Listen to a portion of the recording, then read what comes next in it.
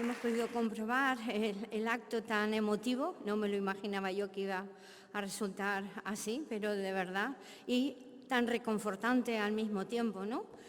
En primer lugar, y antes de llevar a cabo la clausura, esta tarde es que ha sido todo a base de sorpresas, ha sido la sorpresa del premio de Celia Amorós, pero también es una sorpresa que tenemos ahora a continuación, que es la presentación de un tráiler del documental Patriarcado, el organismo nocivo, que ha sido realizado por Pandora Bosch y en el cual la Delegación de Igualdad de la Diputación de Valencia participa como entidad.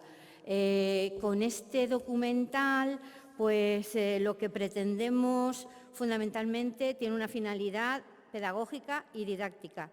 Pretende ir a la raíz de la violencia ejercida contra las mujeres, provocar el cambio social y, sobre todo, se ha comentado varias veces, incluir a la parte masculina en la resolución del problema, puesto que si los hombres son parte del conflicto, también deben ser parte de la solución.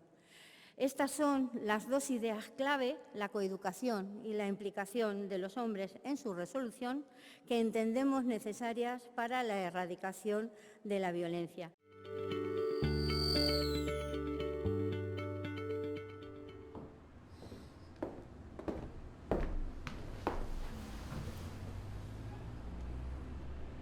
Todas las mujeres que habéis entrevistado para hacer esto son personas que han sido maltratadas y ya no viven con su agresor.